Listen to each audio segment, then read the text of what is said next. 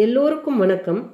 சிவகாமியின் சபதம் நாவலோட முதல் பகுதியான பரஞ்சோதி யாத்திரையில் 36வது அத்தியாயத்தை இன்னைக்கு பார்க்கலாம். கடந்த பதிவில் 35வது அத்தியாயமான 2வது அரங்கேற்றத்தில் சிவகாமியும் ஆயனரும் நாவுக்கரசர் மடத்துக்கு வருகை தந்ததையும், அங்கு ஆயனரும் நாவுக்கரசரும் காஞ்சியின் தற்போதைய சூழ்நிலை குறித்து பேசிட்டு இருந்தது, சிவகாமி நாவுக்கரசரின் பூவனத்து புனிதர் பாடலை பாடிக்கிட்டே அபிநயம் பிடிச்சதையும், ஆயனர் சிவகாமி கிட்ட அகத்துறை பாடல் ஒன்றுக்கும் அபிநயம் பிடிக்கும்படி கூறியதையும் பார்த்தோம். இப்போ 36வது அத்தியாயம் வாகீசரின் ஆசி. வாங்க வாசிக்கலாம். அகத்துறை பாடல் ஒன்றுக்கு அபிநயம் பிடிக்கும்படி ஆயனர் பணித்ததும், நாவுக்கரசரின் திருவாரூர் தாண்டகத்திலிருந்து ஒரு அருமையான பாடலை பழம்பஞ்சரம் என்னும் பண்ணிலே அமைத்து சிவகாமி பாடினாள். ஒரு கன்னிகை முதலிலே இறைவனுடைய திருநாமத்தை செவியுறுகிறாள். அப்போது அவளுடைய உள்ளத்தில் அரும்பும் பக்தி காதலானது. பின்னர் படிப்படியாக வளர்ந்து பெரும் கனலாகி கொழுந்துவிட்டெரிகிறது. இந்த வரலாற்றை அற்புதமான முறையில் வர்ணிக்கும் அத்திருப்பாடல் பின்வருமாறு. முன்னம் அவனுடைய நாமம் கேட்டாள், மூர்த்தி அவனிருக்கும் வண்ணம் கேட்டாள், பின்னை அவனுடைய ஆரூர் கேட்டாள், பெம்மான் அவனுக்கே பிச்சியானாள், அன்னையும் அத்தனையும் அன்றே நீத்தாள், அகன்றாள் அகலிடத்தார் ஆச்சாரத்தை தன்னை மறந்தாள், தன் நாமம் கேட்டாள், தலைப்பட்டாள் நங்கை தலைவன் தாளே. பாடலை ஒரு முறை முழுவதும் பாடிவிட்டு மீண்டும் ஆரம்பத்திலிருந்து அபிநயம் பிடிக்க தொடங்கினாள் சிவகாமி. அப்போது பார்த்து கொண்டிருந்தவர்களுக்கு இவ்வுலகம் தோன்றிய நாளிலிருந்து பெண் உள்ளத்தில் அரும்பி மலர்ந்த காதல் உணர்ச்சியே ஓர் உருக்கொண்டு அவர்கள் முன்னால் நிற்பது போல் தோன்றியது. முதலில் ஓர் இளம் கன்னிகையின் இதயத்தில் காதல் உதயமாகும் போது அதனுடன் பிறக்கும் நாணம் கலந்த இன்பப் பெருக்கை அவர்கள் கண்முன்னால் பார்த்தார்கள். காதல் வளர்ந்து வரும் ஆரம்ப தினங்களில் காதலனுடைய பெயரை கேட்கும் போதும், அவனுடைய இருப்பிடம் முதலிய வரலாறுகளை அறியும் போதும், அவனுடைய குணாதிசயங்கள் வர்ணிக்கப்படும் போதும் பெண் இதயத்திலே பொங்கி ததும்பும் ஆனந்த குதூகலத்தையும், அதனால் அவளுடைய மேனியில் ஏற்படும் அதிசயமான மாறுதல்களையும் பிரத்யட்சமாக பார்த்தார்கள். நாளடைவில் அந்த காதல் முற்றும்போது எப்படி பித்து பிடித்தவளாக்குகிறது என்பதையும், அந்த நிலையில் காதலுக்காகவும் காதலனுக்காகவும் பெண்ணானவள் எப்பேற்பட்ட தியாகங்களை எல்லாம் செய்ய சித்தமாகி விடுகிறாள் என்பதையும் கண்டார்கள். பெற்று வளர்த்த அன்னையையும் அப்பனையும் விட்டுவிட்டு காதலனோடு புறப்படவும், காதலுக்கு தடையாக நிற்கும் சமூக ஆச்சாரங்களையெல்லாம் புறக்கணித்து ஒதுக்கவும், ஊராரின் நிந்தனைகளை எல்லாம் பொறுத்து கொள்ளவும் எவ்வாறு அந்த பெண் மனம் துணிகிறாள் என்பதையும் நேருக்கு நேரே பார்த்தார்கள். வாக்கினால் விவரிக்க முடியாத மேற்சொன்ன உணர்ச்சிகளை எல்லாம், பெண் உள்ளத்தில் படிப்படியாக காதல் முதிர்ந்து வரும் அபூர்வ பாவங்களை எல்லாம் சிவகாமி அபிநயத்தில் காட்டி வந்தபோது சபையில் இருந்து பார்த்து கொண்டிருந்தவர்களுக்கு இது சாமானிய மனித வர்க்கத்துக்குரிய காதல் அல்ல, அண்ட பகிரண்டங்களுக்கெல்லாம் இறைவனாகிய எம்பெருமானுக்கே உரிய தெய்வீக காதல் என்று தோன்றியது. அவ்வளவுடன் நின்று விடவில்லை. காதல் பரிபூர்ணமடைவதற்கு இன்னும் ஒரு படி மேலே போக வேண்டி இருக்கிறது. காதலி தனக்காக இவ்வளவெல்லாம் தியாகங்களை செய்ய சித்தமாயிருந்தும் அந்த தெய்வ காதலன் திருப்தி அடையவில்லை. மேலும் அவளை சோதனைக்குள்ளாக்க விரும்பி திடீரென்று ஒரு நாள் மறைந்து விடுகிறான். இதனால் சோகக்கடலிலே மூழ்கிய காதலி வெளியுலகை அடியோடு மறந்து விடுகிறாள். தன்னையும் மறந்து விடுகிறாள். தன் பெயரை கூட மறந்து விடுகிறாள். உன் பெயர் என்ன என்று யாரேனும் கேட்டால் காதலனின் திருநாமத்தை சொல்லுகிறாள். அத்தகைய மனநிலைமையில் மறுபடியும் தெய்வ காதலன் அவள் முன்னால் தோன்றும் போது காதலியானவள் தான் செய்யாத குற்றங்களுக்காக தன்னை மன்னித்து விடும்படி கோரி அவனுடைய திருப்பாதங்களில் பணிகிறாள். படிப்படியாக மேற்கூறிய உணர்ச்சிகளை எல்லாம் முகபாவத்திலும், கண்களின் தோற்றத்திலும், அங்கங்களின் அசைவிலும், சைகைகளிலும் காட்டிக்கொண்டு வந்த சிவகாமி கடைசியில் தலைப்பட்டால் நங்கை தலைவன் தாளே என்ற அடியை பாடிவிட்டு கூப்பிய கரங்களுடன் அடியற்ற மரம் போல் தரையில் விழுந்தாள். உடனே சபையில் ஹா ஹா என்ற குரல்கள் எழுந்தன. சிவகாமி என்று கூவிக்கொண்டே ஆயனர் எழுந்தார். எழுந்து அவள் கிடந்த இடத்தை நோக்கி விரைந்து ஓடினார். அவரை பின்தொடர்ந்து மாமல்லரும் பரபரப்புடன் சென்றார். ஆயனர் சிவகாமி கிடந்த இடத்துக்கு அருகில் தரையில் உட்கார்ந்தார். அவருடைய அங்கங்கள் எல்லாம் பதறின. இதை பார்த்த மாமல்லர் தரையில் உதிர்ந்து கிடக்கும் மென்மையான மலர்களை அடியார் ஒருவர் இறைவனுடைய அர்ச்சனைக்காக பொறுக்கும் பாவனையுடனே சிவகாமியை தனது இரு கரங்களாலும் மிருதுவாக எடுத்து ஆயனரின் மடியின் மீது இருத்தினார். அதற்குள்ளாக அங்கிருந்தவர்களில் பலர் எழுந்து ஓடி வந்து அம்மூவரையும் சுற்றி கொண்டார்கள். சிலர் தண்ணீர் தண்ணீர் என்றார்கள்.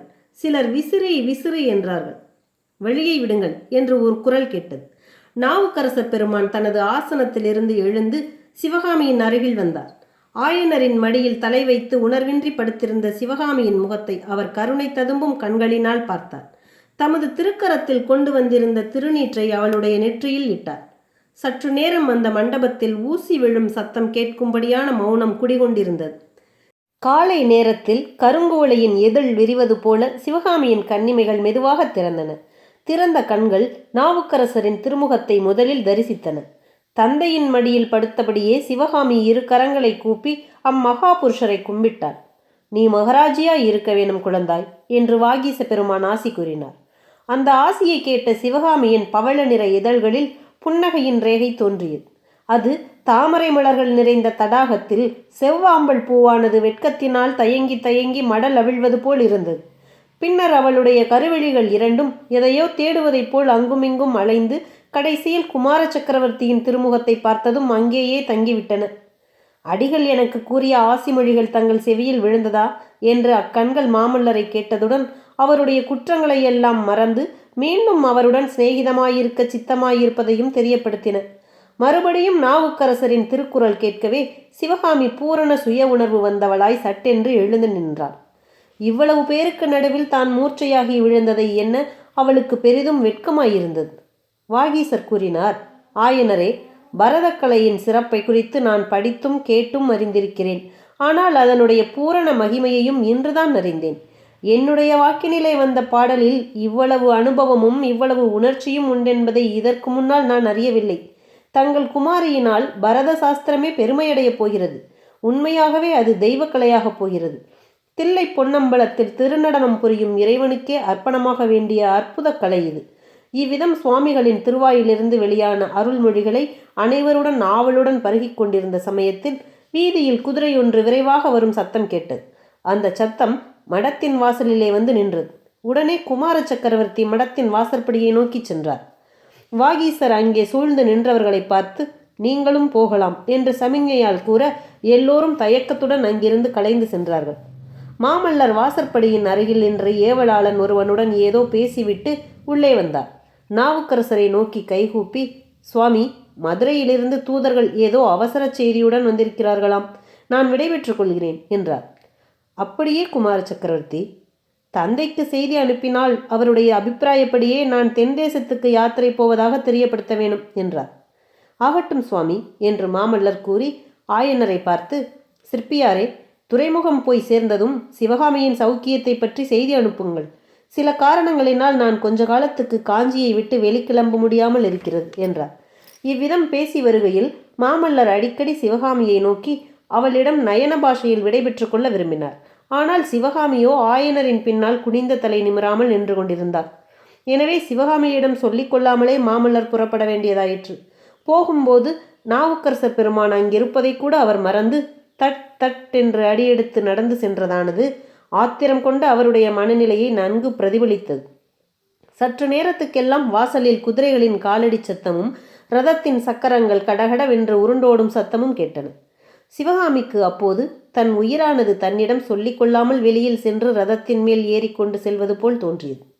நாவுக்கரசரிடம் முடிவாக விடைபெற்று கொண்டு ஆயனரும் சிவகாமியும் புறப்பட வேண்டிய நேரம் வந்தபோது பெருமான் ஆயனருக்கு சமிஞை செய்து அவரை பின்னால் நிறுத்தினார். முன்னால் சென்ற சிவகாமியின் காதில் விழாதபடியே மெல்லிய குரலில் பின்வருமாறு கூறினார். ஆயனரே, உமது புதல்விக்கு கிடைத்திருக்கும் கலை அற்புத கலை, தெய்வீக கலை. அதனாலேயே அவளை குறித்து என் மனதில் கவலை உண்டாகிறது. இத்தகைய அபூர்வமான மேதாவிலாசத்தை இறைவன் யாருக்கு அருளுகிறாரோ அவர்களை கடுமையான சோதனைகளுக்கு உள்ளாக்குவதும் உண்டு. உமக்குத்தான் தெரியுமே, இந்த எளியேனை ஆட்கொள்வதற்கு முன்னால் இறைவன் எத்தனை எத்தனை சோதனைகளுக்கெல்லாம் ஆளாக்கினார். சற்று முன்பு வரையில் ஆனந்த வெள்ளத்தில் மூழ்கி இருந்த ஆயனர் மேற்படி மொழிகளை கேட்டு தலையில் இடி விழுந்தவர் போல் பதறி, சுவாமி, இதென்ன சொல்கிறீர்கள்? மகாபுருஷராகிய தாங்கள் எங்கே? அரியா பெண்ணாகிய சிவகாமி எங்கே? அவளுக்கு ஏன் சோதனைகள் வர வேண்டும்? தங்களுடைய திருவாக்கில் இப்படி வந்து விட்டதே என்றார். ஆயனரே, இறைந்து பேச வேண்டாம். சிவகாமிக்கு இது தெரிய வேண்டியதில்லை. ஆனால் நீர் முன்ஜாக்கிரதையாக இருப்பது நலம். உமது அருமை குமாரியை பார்க்கும்போது அவளுக்கு ஏதோ துக்கம் நேரப்போகிறது என்று என் உள்ளம் சொல்கிறது. ஆகா, இத்தகைய வருங்கால திருஷ்டியை இறைவன் எதற்காக எனக்கு அளித்தார் என்று கூறி வருகையில் நாவுக்கரசரின் கண்களில் கண்ணீர் மல்கிற்று. ஆனாலும் நீர் தைரியமாக இருக்க வேண்டும். இந்த உலகில் பணி செய்து கிடப்பதே நமது கடன். நம்மை தாங்கும் கடன் கருணை வடிவமான இறைவனுடையது. உமது பணியை செய்து கொண்டு நீர் நிம்மதியாக இரும். எத்தனை சோதனைகள் நேர்ந்தாலும் மனம் கலங்க வேண்டாம். அன்பர்களுக்கு முதலில் எவ்வளவு துன்பங்களை அளித்தாலும் முடிவில் இறைவன் ஆட்கொள்வார். இவ்விதம் கூறிவிட்டு நாவுக்கரச பெருமான் மடத்துக்கு உள்ளே சென்றார். அன்று மாலை அந்த திருமடத்துக்குள்ளே பிரவேசித்த போது உள்ளம் நிறைந்த குதூகலத்துடன் பிரவேசித்த ஆயன சிற்பியாரோ இப்போது இதயத்திலே பெரியதொரு பாரத்துடன் வெளியேறினார். அபூர்வமான வேலைப்பாடுகளுடன் அவர் சிலை வடிவமாக்கி கொண்டிருந்த பெரியதொரு பாறாங்கல்லை தூக்கி அவருடைய இதயத்தின் மேலே யாரோ வைத்து விட்டது போல இருந்தது.